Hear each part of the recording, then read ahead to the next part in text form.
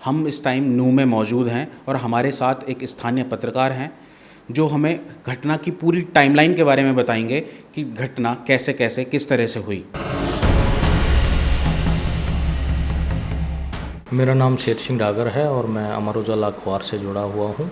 ये जो पूरा मामला है ये कहीं ना कहीं इसके तार जुनेद और नासिर हत्याकांड से जुड़े हुए हैं। कई महीने पहले तथाकथित तस्कर उनको बताया जा रहा है और उनकी हत्या हुई थी, जिसका आरोप कुछ गौ सेवकों पर लग रहा है, जिसमें मोनू मानेसर मुख्य तौर से आरोपित है, जैसा कि आरोप है और मुकदमा राजस्थान पुलिस ने उनके खिलाफ दर्ज किया है।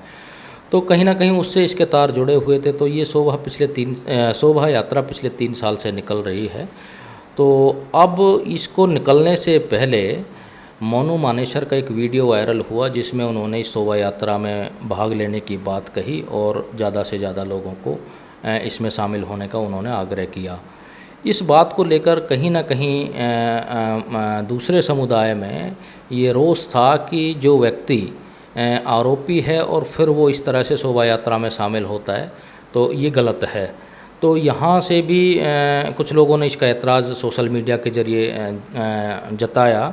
इसके बाद एक बजरंग दल से हैं या किसी हिंदू संगठन से हैं, बिट्टू बजरंगी, उन्होंने एक अभद्र वीडियो वायरल किया और जिसमें उन्होंने ये कहा कि उनके दामाद आ रहे हैं और फूल मालाएं तैयार की जाएं। तो इसको लेके ये बात और ज़्यादा यहाँ के लोगों को नागवार गुजरी, जिसके कारण यहाँ जो लोग थे उन्होंने ये तय किया कि भाई ये इस तरह से रोज़ाना जो इस तरह की बकवास कर रहे हैं तो इसको रोकने के लिए कुछ ना कुछ हमें करना पड़ेगा। जैसे ही शोभा यात्रा नल्हड़ मंदिर से आई तो ये शहीदी पार्क के आसपास पहुंची, तो वहाँ पर इस यात्रा पर दूसरे समुदाय के लोगों ने पथराव कर दिया। तो इस दौरान काफ़ी लोगों को चोटें भी आई हैं, जिसमें सुनने में ये आया कि 2 होमगार्ड सहित 5 लोग मरे हैं और करीब 100 से 150 के आसपास व्हीकल छोटे बड़े जो जलाए गए हैं, आगजनी की गई है। इस भीड़ में कुछ ऐसे लोग भी थे जो लूट की नीयत से भी थे। उन्होंने हीरो शोरूम का एक गोदाम था, उसमें से करीब 150 से पौने 200 बाइकें लूटी हैं। इसके अलावा उन्होंने साइबर थाने पे भी हमला किया है और यहाँ 4 गाड़ियाँ फूकी हैं और उन्होंने काफ़ी तांडव किया है, जो कि बहुत गलत था। और इस दौरान मैं ये कहना चाहता हूँ, बिल्कुल प्रशासन का फेलियर रहा। प्रशासन की तरफ से इस शोभा यात्रा को लेकर किसी प्रकार की कोई ख़ास तैयारियां नहीं थी। स्वयं एसपी 2 दिन पहले छुट्टी लेकर यहाँ से चले जाते हैं और डीसी भी उस समय मौके पर मौजूद नहीं होते हैं। और जो प्रशासन की तरफ से पुलिस फोर्स बल जो यहाँ लगाया जाना था वो नहीं लगाया गया और यह लापरवाही तब हुई जबकि खुफिया तंत्र ने प्रशासन को पहले ही 2 बार अलर्ट कर दिया था, 2 दिन पहले अलर्ट कर दिया था। अधिकारियों ने बिल्कुल इसमें लापरवाही बरती, घोर लापरवाही कह सकते हैं। और ऐसे अधिकारियों को यहाँ ज़िले में रहने का कोई अधिकार भी नहीं है। जो अधिकारी यहाँ के लोगों की हिफाजत नहीं कर सकते हैं, जो इस तरह के दंगों को जिनके बारे में पहले पता है, ऐसे अधिकारियों को हरियाणा सरकार तुरंत प्रभाव से यहाँ से बदले भी। ये हमारी व्यक्तिगत मांग भी है और इलाके की मांग भी है। इस मामले में पूरी तरह से प्रशासन की जो लापरवाही रही, उसके कारण उन लोगों का मनोबल इतना बढ़ गया कि वो एक के बाद एक व्हीकल को जलाते गए। पुलिस प्रशासन जो था उस पर ना हेलमेट था, गोली चलाने का उनको कोई आदेश नहीं था और वो लगातार उपद्रवी जो थे उनके हौसले बढ़ते चले गए और वो अनाज मंडी में साइबर थाने तक भी आए। साइबर थाने की दीवार को उन्होंने बस से गिराया, 4 गाड़ियों में आग लगाई, थाने में तोड़फोड़ की गई। तो ये पूरा उपद्रव यहाँ करीब 4 घंटे चलता रहा। दुर्भाग्य की बात ये है कि इस दौरान यहाँ से गुड़गांव की दूरी मात्र 40 किलोमीटर है, 40 से 42 किलोमीटर है और आपका पलवल 32 किलोमीटर है। रेवाड़ी और महेंद्रगढ़ और फरीदाबाद थोड़ा दूर है, यहाँ से 1 घंटा लगता है। लेकिन 1 सवा 1:30 बजे के आसपास ये घटना घटनी शुरू हुई, ये मामला शुरू हुआ, लेकिन यहाँ फोर्स 4 बजे तक भी नहीं आई। 4 साढ़े 4 बजे के आसपास यहाँ पे फोर्स आई। तो इसमें कहीं ना कहीं प्रशासन पूरी तरह से फेल रहा, अफसरों की लापरवाही रही और ये मामला जो यहाँ तक बढ़ा। अब से पहले जो ये यात्रा निकाली गई थी, इसमें पिछले साल भी कुछ लोगों ने उपद्रव करने की कोशिश की, एक मझार को तोड़ा, उस समय ये मामला शांत कर दिया गया था। लेकिन इस बार उन लोगों में भी जुनैद और नासिर हत्याकांड को लेकर आक्रोश था। दूसरा, उस पर घी डालने का काम मोनू मानेसर की वीडियो और बिट्टू बजरंगी की वीडियो ने किया और इसमें प्रशासन पूरी तरह से फेल रहा। अगर प्रशासन चाहता तो इस मामले को संभाल सकता था। यहाँ किसी तरह की कोई फोर्स, पैरामिलिट्री फोर्स वगैरह कुछ नहीं बुलाया गया। यहाँ के एक विधायक हैं, उनकी तरफ से भी चीज़ें रहीं, उन्होंने भी कोई भड़काऊ भाषण या कुछ दिया है?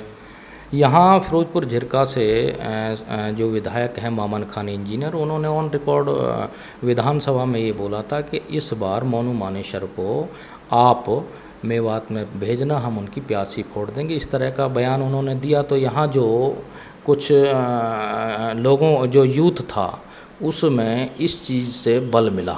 इतनी बड़ी घटना हो गई तो पुलिस के पास कोई इंटेलिजेंस नहीं था? मतलब इतना बड़ी सुरक्षा बल और फिर भी इतनी बड़ी घटना हो जाती है? मेरी सीआईडी के लोगों से बात हुई है तो उन्होंने ये बताया था कि हमने 2 दिन पहले इस बारे में अपने उच्च अधिकारियों को अलर्ट कर दिया था कि इस तरह की यहाँ कोई भी अप्रिय घटना घट सकती है। लेकिन दुर्भाग्य ये था कि 2 दिन पहले एसपी वरुण सिंगला जी छुट्टी लेकर चले जाते हैं और जो डीसी थे वो भी स्टेशन पर नहीं थे और जो यहाँ की बागडोर जो दी गई वो मैडम उषा कुंडू हैं, उनको सौंपी गई थी और वो इस मोर्चे में पूरी तरह से विफल रही और वो संभाल नहीं पाई। तो अभी तो आपने तो जाकर सारी चीज़ें देखी हैं, तो अभी क्या माहौल है? मतलब क्या पब्लिक में डर है? किस तरह की क्या चीज़ें हैं? अभी माहौल शांत है क्योंकि सरकार ने यहाँ डिपार्टमेंट में एक ईमानदार और दबंग छवि के जो एसपी हैं नरेंद्र बिजरानिया जी, उनको लगाया है और उन्होंने आते ही कार्रवाई शुरू कर दी। उन्होंने जैसे ही 8 बजे अपना कार्यभार यहाँ संभाला वरुण सिंगला जी की अनुपस्थिति में, तो उन्होंने 2 बजे गांव में रेड मारना शुरू कर दिया और कुछ लोगों को उन्होंने पकड़ा भी है। कुछ जो उपद्रवी इस मामले में शामिल थे उनको पकड़ा भी है और उनसे अब माहौल, क्योंकि उनकी छवि इस तरह की है कि जो उपद्रवी भी है वो भी कई बार सोचता है किसी काम को करने के लिए, क्योंकि वो खुद मोर्चा संभालते हैं, वो प्रैक्टिकली फील्ड में उतर कर काम करते हैं। और यहाँ मेरा मानना है कि ऐसे ही एसपी की ज़रूरत है। यहाँ कंप्यूटर पर बैठने वाले एसपी की ज़रूरत नहीं है, बल्कि यहाँ फील्ड में उतरकर बोल्ड डिसीजन लेने वाले डीसी और एसपी की ज़रूरत है। कंप्यूटर वाले डीएसी एसपी यहाँ कामयाब नहीं होंगे और यहाँ ऐसे सरकार ऐसे अधिकारियों को लगाए जिनको पुराना अनुभव हो, जो इस तरह के दंगे फसाद 2, 4, 10, 5 जगह खुद डील कर चुके हों। अभी यहाँ दोनों डीसी एसपी नए हैं, उनको कोई ज़्यादा हम ये तो नहीं कह सकते कि उनको कोई जानकारी नहीं है, लेकिन कहीं ना कहीं जो अनुभव होता है, अनुभव उनको कम है। तो यहाँ हम प्रशासन से पुनः ये सरकार से मांग करते हैं कि यहाँ नरेंद्र बिजरानिया जैसे एसपी को तैनात किया जाए और डीसी भी कोई ना कोई ऐसा लगाया जाए जिसको अच्छा अनुभव हो और जो बोल्ड डिसीजन ले सके।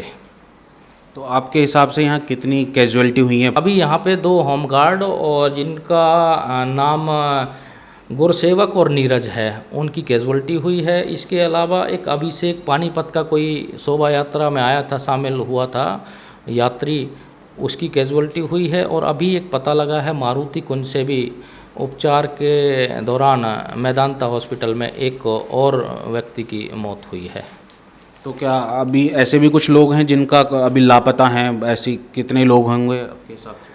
मेरे हिसाब से यहाँ कोई ऐसा व्यक्ति नहीं है जो लापता हो। ये तरह तरह की अफवाहें सोशल मीडिया पर घूम फिर रही हैं, लेकिन कोई ना तो लापता है और यहाँ स्थिति अब पूरी तरह से कंट्रोल में है। यहाँ जो करीब करीब 100 से 150 गाड़ियों के जलने की और नुकसान होने की जो बात है, और इसके अलावा यहाँ 1-2 दुकानों के साथ भी लूटपाट हुई है, जिसमें एक जैन बर्तन वाला है उसके साथ भी हुई है, और एक शोरूम जो हीरो का शोरूम था मेवली मोड़ पर उसमें भी करीब 250 बाइक लूटी गई हैं। तो इसके अलावा नगीना में भी एक भाजपा के जिला महामंत्री हैं बंटी, शिव कुमार आर्य उर्फ बंटी, तो उनकी भी ऑयल मिल थी, पहले उसको लूटा गया है, फिर उसको आग के हवाले कर दिया गया है। बताया जा रहा है कि वहाँ भी करोड़ों रुपए का उनका नुकसान हुआ है, क्योंकि उसमें सरसों भरी हुई थी और तेल भी था। कुछ लूट लिया गया, जो नहीं लूटा गया उसमें आग लगा दी गई है। और इसके अलावा छुटपुट घटनाएं, छोटी मोटी लूट और हुई है। तो जाहिर सी बात है कि करोड़ों रुपए की लूट है ये। पुलिस ने किसी को अरेस्ट किया है अभी तक? पुलिस ने जो पता लगा है 30 से 40 लोगों को अरेस्ट किया है, लेकिन अभी पुलिस ने किसी के नाम उजागर नहीं किए हैं। और बिजरानिया साहब के आने के बाद पुलिस पूरी हरकत में है और यहाँ 20 बटालियन फोर्स डाली गई है, तो उससे हालात सामान्य हैं। लेकिन अभी जो उपद्रवी थे, जो इस मामले में कहीं ना कहीं आगजनी में और लोगों के साथ लूटपाट मारपीट करने में जो शामिल थे, जो लोग अराजक तत्व थे, वो अभी गांव को छोड़कर, अपने ठिकानों को छोड़कर भागे हुए हैं। कहीं ना कहीं उनको पुलिस का डर है, लेकिन अभी पुलिस ने कुछ लोगों को गिरफ्तार किया है, लेकिन उनके नाम अभी पुलिस ने उजागर नहीं किए हैं। इस मामले में कुछ परिवार ऐसे थे जिनको ये लग रहा था कि मामला बढ़ सकता है, तो करीब करीब 20-30 लोग जो थे वो परिवार सहित यहाँ से अपने दूसरे ठिकानों पे यारी रिश्तेदारी में गए थे, जो वापस आ गए हैं। आप क्या लोगों से अपील करना चाहेंगे शांति बनाए रखने के लिए? आपकी तरफ से क्या चीज़? मैं दोनों ही समुदाय के लोगों से ये कहना चाहूँगा कि सभी शांति बनाकर रखें, और ख़ास तौर से जो लोग इस पीस कमेटी में हैं, आसपास के जो समझदार लोग हैं, जो प्रशासन की तरफ से पीस कमेटी बनाई हुई है, उनको आगे आना चाहिए और उनको दोनों तरफ से अपने अपने समाज को शांति की अपील करनी चाहिए, ताकि आगे इस तरह के मामले ना बढ़ें। क्योंकि मेवात जो है 92 के बाद ये पहला ऐसा मामला है जो इस तरह के दंगे हुए हैं या झड़पें, हिंसा हुई है। इससे पहले इस तरह का कोई रिकॉर्ड यहाँ का नहीं रहा। आपस में हम सब मिलकर रहते हैं। और दूसरा मैं ये भी कहना चाहूँगा कि बराए मेहरबानी करके जो बाहर के लोग यहाँ आकर भाषणबाजी और ये करते हैं, ये ऐसा ना करें, क्योंकि यहाँ जो लोग रह रहे हैं वो प्रताड़ना कहीं ना कहीं उन लोगों को झेलनी पड़ती है। ये तो अपना भाषण देकर यहाँ से चले जाते हैं और यहाँ भड़काकर भावनाओं को लोगों की को चले जाते हैं, लेकिन जो इसका परिणाम होता है वो स्थानीय लोगों को भुगतना पड़ता है। तो ऐसा इस मेवात पर बाहरी लोग मेहरबानी करें। बिल्कुल, ये मैं हाथ जोड़कर ऐसे लोगों को अपील करना चाहता हूँ कि वो ज़्यादा यहाँ के हमदर्द ना बन के यहाँ के हमदर्द ना बने, और यहाँ जो जिस तरह के हालात हैं उन पर यहाँ के लोग मिल बैठकर अपने आप काबू पा लेंगे। और मेरा मुस्लिम समुदाय के लोगों से भी ये कहना है कि वो भी, समझदार लोग हर समाज में होते हैं, वो भी आगे आएँ और इस तरह की जो घटनाएं जिन लोगों ने अंजाम दिया है उनको आगे करें और उनको पुलिस की मदद करके, ताकि आगे से इस तरह की घटनाओं की पुनः कोई इस तरह की बात ना हो।